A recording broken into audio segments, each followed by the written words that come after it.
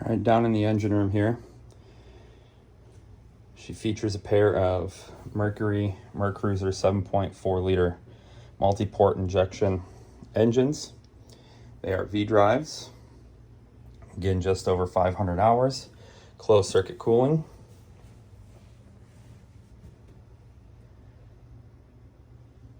She is current on all maintenance and fluids. Lester Beak generator, 7.2. Newer Pro Nautic battery charger, interstate batteries.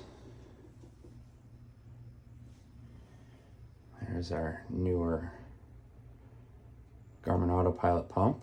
She's a documented vessel. Very clean engine compartment.